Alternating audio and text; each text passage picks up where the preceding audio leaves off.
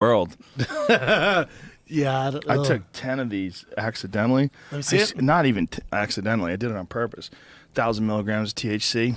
Damn. No worries. No worries.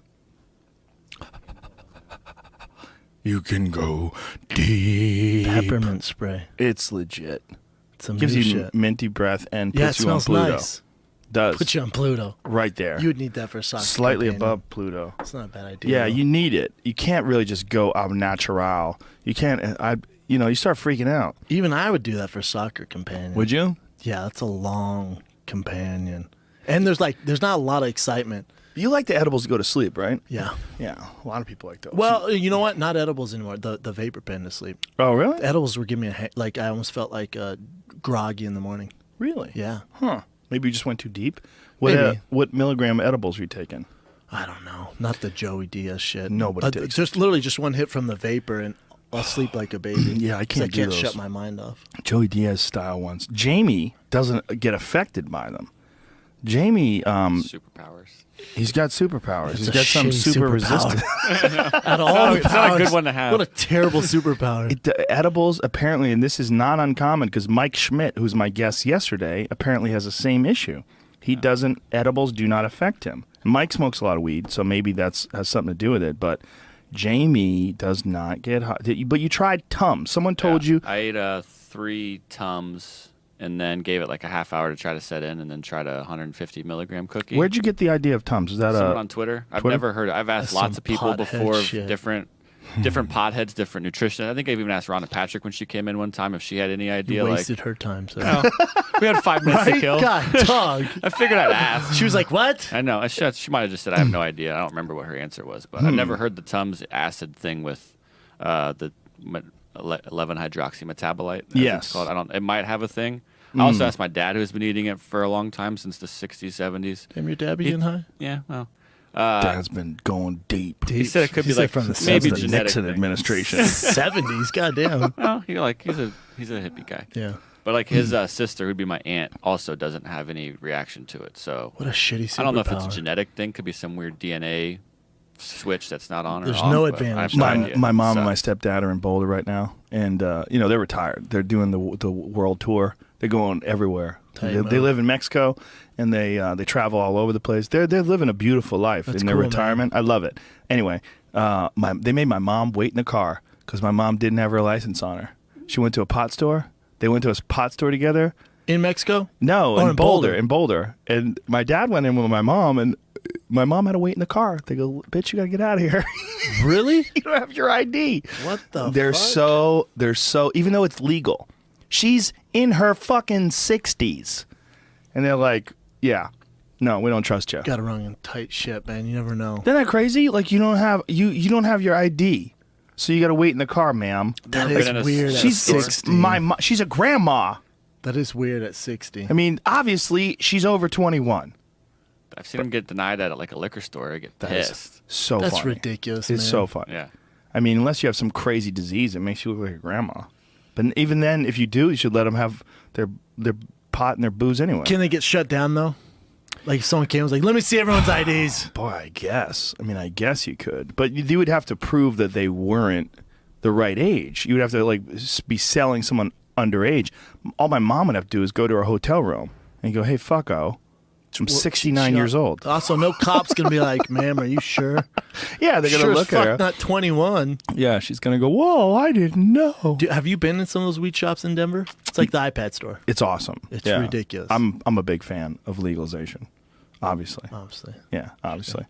Montana, where I was just at, apparently they just, in August, a new draconian measure kicks in, and they're trying to put the kibosh, all those fucking ranchers and cowboys out there, they're trying to put the kibosh on the pot movement out there. And what they've done is they put like some heavy restrictions on the amount of people that doctors can prescribe marijuana to, the amount of people that caregivers can prescribe it to or dispense it to.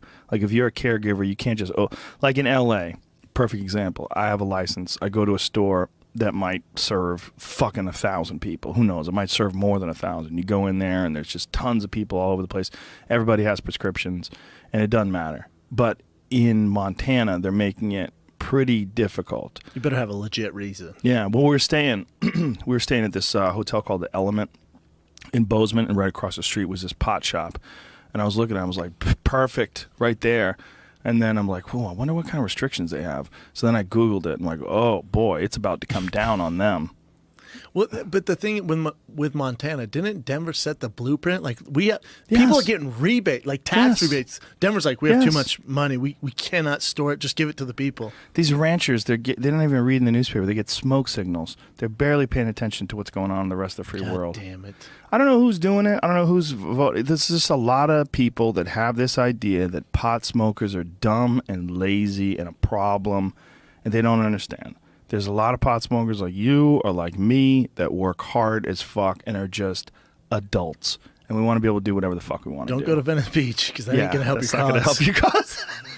One of those doctors, I went in there talking to one of those doctors like, this is so fucking shady and everyone in here is a loser. Well, Fitzsimmons was talking to me about the last time he was in Denver. He's like, there's a few too many kids playing hacky sack on the street. Yeah, they have a point there, some, but you can't generalize everybody. Well, when you get a place like Denver, the problem is, it becomes a magnet to people that are attracted by legalization. A lot of those people they're listless or drifters. Sure. Or they're people that are they're like, this is going to be the place where I could be me, man. Mm-hmm. Whereas if it was legal everywhere, they would stay where they are. Yeah, they're just gonna chill. Yeah, they wouldn't have to go somewhere to get pot. So if you like, you should keep the natural ecosystem of losers in all their natural environments. But when you have one place and it's the only place where they can get pot. Them bitches are all over Denver and Venice. I wish there was a way you could give people an understanding of what motivation and discipline can reward you with. Like, I really do. What do you mean? Understanding? You don't think social media, Instagram, and seeing you commentating stuff like that does that for people? Maybe to like some. In what sense, but Joe? I mean, some people that are just like, say, let's put it this way. Say if you had a kid, obviously you do have a kid, but say if you had like a 20-year-old and he's just a fucking doper where he wake and bakes and doesn't get anything done. He's just always like hanging out with his friends and playing video games, and he's just a fucking loser. Yeah. I wish there was a way you could show someone like that. Like, I know that you're getting some comfort and satisfaction out of just laying around, doing nothing, eating, getting fat. But your life would feel better and richer if you had a goal, you chase that goal, you accomplish some things, you would get this boost of confidence, you get this boost of self-esteem, like whatever it is that you're into doing. Maybe you're into drawing comic books. Maybe you're into making fucking pottery or sculptures, but find whatever the fuck that is and pursue that instead of doing nothing. Like, the people that are doing nothing, those are the real people. I mean, look, doing something might be as simple as like that Alex Honnold guy. He just climbs rocks. But he's world-class rock climber. It's something. And it's also a goal of his, and he's also the best at it, right? Yes, yeah. But those people who smoke pot all day and do that, those are also the guys who hate on Joe Rogan for being in shape. You know what I'm saying? Or being disciplined. Or get on Kevin Hart's Instagram and hate on him. You know what I'm saying? Because they don't – it's their own insecurities. I see what you're saying. But I would assume they would get motivated by seeing other people do something with their lives. Like, that should be motivating, not – yeah, but if you grew up with losers and you're around a bunch of people with shitty attitudes, especially if it's in your household, I was very lucky that both my mom and my stepdad, they're the least hater people I've ever met in my life. They're just not haters in any way. Like, if someone's doing well, they're always like, "Wow, look at this guy," or like, "Wow, look at her," or "Wow, look at him." There was never any hate in my house in terms of other people's success. But if you grew up with a dad and your dad's like, yeah, all these rich assholes, this fucking pussy, he thinks she's a badass, and this fucking, there's people that look at other people's success, and instead of saying, wow, that guy did a lot of work. Like, the way, I'm a successful person, but the way I look at Kevin Hart, he exhausts me. Or The Rock. Those guys exhaust me. I'm like, Jesus Christ. Like, I feel lazy next to those guys. Like, they do so much. Like, those guys are so overbearingly ambitious, but some people, they see that and they compare themselves and they don't like it, so they start getting really shitty, and it's like a natural feeling to try to chip away at that person. Fuck that little Kevin Hart, I'll fucking smack him in his mouth. I see him. First of all, he's not fucking funny. And you see like the mean, nasty shit that people say to him. Like, He went back and forth with some woman on Instagram, was saying that his girlfriend is only with him for his money. It was hilarious. Like, just, it's amazing that he decided to engage. Yeah, but he said he was like, just got done running. Now he's doing all that run. I just bought his shoes, by the way. he has his own shoes. His own Nike shoes. I'm like, I gotta support that. And I need new trainers, so I bought them. Jesus Christ. But yeah, so he's on. Don't even pull up a picture of those, you son of a bitch. Look at him. Jamie got all excited. They're dope though. They're dope. Okay, let me see them. They have like his motivational quotes on them. No! I was like, I have to support this. You got to, man. A guy hilarious. doing his fucking thing. But yeah, he's talking about he's on there, and he's like, the only reason, because it was a picture of his, his girl, fiance or something like that. It's like the only reason why she's with you because you're famous and because you're money. Look at that. Look at that shit. Health is wealth. Wait a minute, that's not his saying. Yeah, it is, dog. Aspire, work, Hustle hard. Hustle hard. Yeah, all over his shoes. You see my ass on Instagram just doing work in those things. They are Kevin Hart shoes. Like it says Hustle Heart on the tongue. That's hilarious. And inside it says Kevin Hart.